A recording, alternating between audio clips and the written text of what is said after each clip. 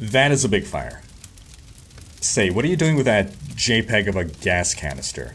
I'm going to put out the fire. Don't... Oh no, now I am on the fire. Yeah, alright. Hey folks, this is Riker with a gaming news wrap-up video where we discuss the happenings of the week. This week's topics include PC gamers getting even more upset over the whole Epic Game Store Metro Exodus debacle because of a comment made by one of the devs, the sudden and successful launch of Apex Legends, a roundup of action RPG news, and more. As always, discussion timestamps can be found in the video description, but right before we jump ahead, just a quick reminder to ring the sub notification bell to be alerted of new Saturday episodes. Now, real quick, our first story, the Steam Lunar New Year sale is now live, and it will be live until February 11th. I'm seeing some pretty solid games with some pretty solid discounts, so do give it a gander to see if there's something on your wish list that is on sale. Alright, on to one of this week's big stories, Metro Exodus. If you haven't seen last week's video where we covered the main story here, as a short recap, basically, Metro Exodus was a game that was available for pre-purchase on Steam. It was announced last week that it was going to become an Epic Games Store exclusive, and this has upset PC gamers. Well, in response to the outrage, one of the developers of Metro Exodus, whose forum name is Cynet, posted on a Russian forum, and the translated message basically has him acknowledging that the need to install the Epic launcher can cause some inconvenience to players, and thus he claims to understand why there is an upset, but he seems to believe that the outrage is unwarranted, and that most of the people who are outraged are just bandwagoning, that they probably wouldn't have bought the game to begin with. He later goes on to state, through Google Translate, "To this I can answer that in a pinch, if at all the PC players announce a boycott of the Metro, then the next Metro, if it does, is definitely not on the PC." To clean that up a bit, it sounds like he's saying that if there is a boycott of Metro Exodus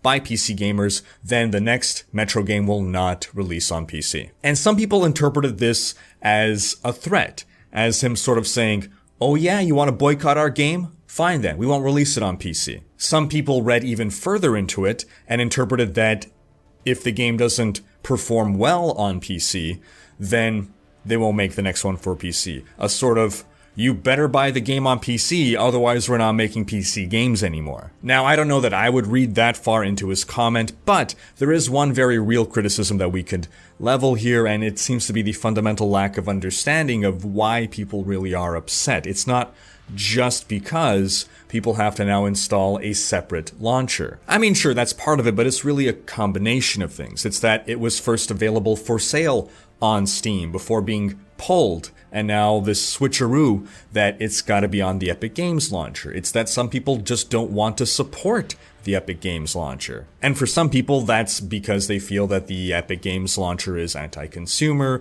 or that this whole practice of making an exclusive game is anti-consumer. For others, it's just that the Epic Games Store has a lot less features and functionality than Steam. They would rather have their games on Steam. They have all their friends on Steam. They have their library. They have reviews on Steam. There's just a much more robust set of features on Steam that the Epic Games Store at this time lacks. And for many, it's a combination of all these things. Now, I could sympathize with this dev. If you read the post, he's clearly emotionally charged, and with good reason. Blood, sweat, and tears goes into making a game. It's an enormous amount of time and effort, and those last few months before launch are absolutely brutal. The amount of overtime that goes into it. My fiance works for a AAA developer, so I see that stress. So I could understand how emotional and upset this Cynet guy was, but I still believe that hitting post on that write-up was a mistake. It happens to me that I'm writing up a response to a YouTube comment, or maybe on a forum or somewhere.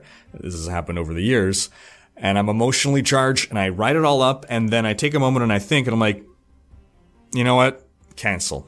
Delete it all. Because even if you're right sometimes, even if there's some degree of truth in the message you want to put forth, sometimes it's just not a good idea to put things out there when you're emotional, and sometimes there's no good outcome that could come of it, even if you're not emotional. It's just better to stay quiet. So of course, after people saw this comment, that just made things a whole lot worse. And the worst part of everything was that people initially were not mad at the devs. All of the anger was being leveled more so at Epic or the publisher. And I think that most people with an understanding, even a very basic understanding of how the video game industry works, understand this, that there's a difference between developers and publishers, and that the decision to put the game on the Epic Games Store was not made at the developer level, but rather at the publisher level. So no one was leveling any hate towards the devs, or at least no rational, reasonable people were. But now after this comment, he just made the devs collectively a target of the outrage. Now that post went up late last week, and then at some point this week, we got an official response from the publisher, from Deep Silver. This was posted via the official Metro Game Twitter account. And to quote from it, "The recent decision to move Metro Exodus from Steam to the Epic Games Store was made by Koch Media and Deep Silver alone. The recent comments made by a member of the 4A Games development team do not reflect Deep Silver's or 4A Games' view on the future of the franchise. They do reflect the hurt and disappointment of a passionate individual who has seen what was previously nothing but positive goodwill towards his work turn to controversy due to a business decision he had no control over. We respectfully ask that any and all valid feedback over this decision is directed at us and not the developers at 4A Games. The future release strategy of the Metro series lies with us. Our decision to partner with Epic Games was based on the goal of investing in the future of the series and our development partner at 4A Games. We have every intention of continuing this franchise, and a PC version will always be at the heart of our plans." Now, obviously, at this point, this is full-on damage control. I think it's a good message. There's nothing to criticize here. The only thing you can possibly say is, well, this is just, again, it's just PR damage control. There's no sincerity there. I'm not going to argue that, but ultimately, the real problem here is that the damage is done. People aren't going to remember the follow-up message. Studies have been done on this. When a news story breaks, and then there's a follow-up, people are much more likely to only be aware of or remember the original story and not the correction or the update. So hopefully none of this negatively impacts the game itself. Again, the developers are not to blame here, but they do happen to be caught in the crossfire. Alright, on to our next story, Apex Legends. This game came out of nowhere. I'll have a link to the gameplay trailer in the video description that you see playing in the background here, but this is basically a new free-to-play battle royale game. Wait, because even people that typically hate the BR genre seem to be enjoying this. This game is being met with universal acclaim. The game is made by Respawn, the developers of Titanfall 1 and 2, and is actually set in the Titanfall universe, just without Titans and without pilot skills. So if you're a Titanfall fan, you probably hate that. Especially when you find out that we're getting this instead of Titanfall 3. Although it's possible they still might make a Titanfall 3, but there's definitely no Titanfall 3 currently in development. But let's get back to the happy stuff. So this game launched with zero build-up, zero marketing, just bam. We're announcing and releasing this game on the same day. And it seems people are loving this game. Apex Legends broke 1 million unique players in under 8 hours, and over 2.5 million by the end of day 1. And within 3 days, it had surpassed 1 million concurrent players. That's 1 million people all logged in playing at the same time, and 10 million people who had tried the game. A lot of praise revolves around the game's communication system, the ability to ping, rather than have to rely on voice chat. There is voice chat, but you can play this game without voice chat at all. And some other cool things seem to be that there's a lot of movement options that let you quickly get from one place to another, rather than the very slow crawl of typical BR games where you have to run for 5 minutes to get to the next area. You could also respawn teammates, not just revive them when they're down, but if they outright die, you can basically take their dog tag and then run on over to a respawn station effectively, and then through a risky process, it takes a little while, revive them. So that means if you die at the start of a match in the first 5 minutes with your team, you don't have to wait another 20 minutes for the match to end. You can be brought back. This changes the focus of team fights. It makes it such that while the focus isn't that everyone has to survive, it's just we collectively have to win the fight, even if just one of us survives. Now, the game is free to play, so there are loot boxes. However, there is full transparency in what you can get from every loot box. And the devs even released a roadmap for their first year. They're planning 4 seasons, and you also see mention of a battle pass. This is similar to Fortnite BR. And I haven't brought this up yet, but the game is published by EA. However, according to the developers, EA had no hand in the development of the game. So it wasn't that EA forced Respawn to make a BR game to make lots of money instead of Titanfall 3. In an interview with Eurogamer, executive producer Drew McCoy said, "Not to be throwing EA under the bus, that's a great start, but this wasn't the game they were expecting. I had to go to executives and show it to them and explain it and not convince, but more, hey, trust us. This is the thing you want out of us." As a corporation, they could only quantify based on past data, and they've never done anything like this before. There's a giant rainbow question mark over revenue projections for this game. They're like, we don't know, we can't predict. This is a game we had to say, this is what we want to do. Help us get there.